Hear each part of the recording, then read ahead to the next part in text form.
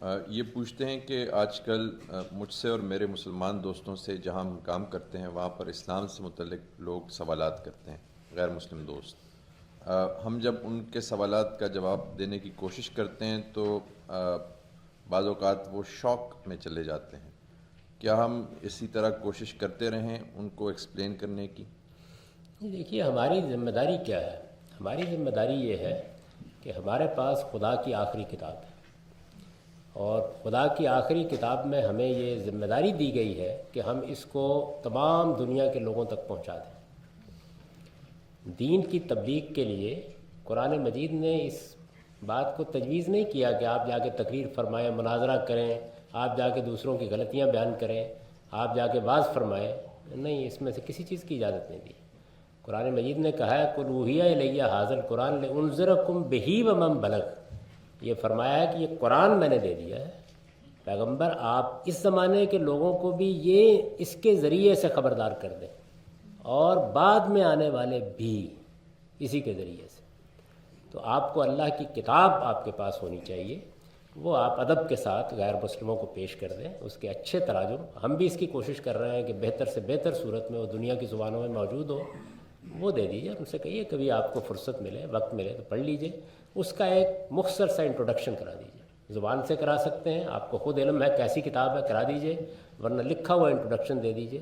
اب تو لکھا ہوا ہی کافی نہیں، بولا ہوا بھی دیا جا سکتا ہے، یہ دے دیجیے۔ اس کے بعد کسی آدمی کے ذہن میں کوئی سوالات پیدا ہوتے ہیں، کوئی چیز اس کی سمجھ میں نہیں آتی، اب آپ کا یہ فرض ہے کہ اگر آپ کو اس چیز کا علم ہے، آپ جانتے ہیں کہ وہ سوال کیا ہے، اس کا جواب کیا ہے، دے دیجیے، ورنہ اچھے اہل علم کی چیزیں ان سوالات کے جواب میں ان سے ان کو متعارف کرائیے، تاکہ اب وہ ایجوکیشن کا مرحلہ ان کے ہاں شروع ہو جائے۔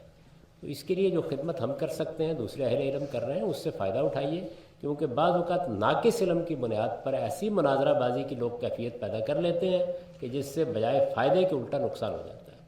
تو دین کی دعوت غیر مسلموں تک پہنچانے کا طریقہ ہی یہ ہے، اور یہ طریقہ خود ہمارے پروردگار نے ہم کو بتا دیا ہے۔ کوئی ایک لفظ بولے بغیر اللہ کی کتاب پہنچا دیجیے، بولی ہوئی صورت میں، لکھی ہوئی صورت میں۔ یعنی ٹارگٹ یہ ہونا چاہیے کہ دنیا کے کسی گوشے میں بھی کوئی شخص نہ رہے جس کے پاس یہ نہ پہنچ جائے۔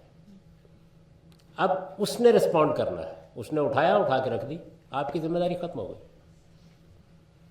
اس نے اس کو پڑھ لیا، وہ اس کو اپیل نہیں کی، تو آپ کی ذمہ داری ختم ہو گئی۔ اس کو کوئی اب مسئلہ پیدا ہوا ہے اور وہ آپ کے پاس آ گیا ہے کہ میں اب جاننا چاہتا ہوں، سمجھنا چاہتا ہوں، اس کے بعد آپ کی ذمہ داری شروع ہوتی ہے کہ آپ اس کی تعلیم، ایجوکیشن یا اس کے سوالوں کے جواب کا اہتمام کریں۔ یہ طریقہ ہے جو بتایا گیا ہے، اس کے سوا جو طریقہ بھی اختیار کیا جائے گا وہ یا دین کے چہرے کو مسخ کرے گا یا لوگوں کو متنفر کرے گا دین سے۔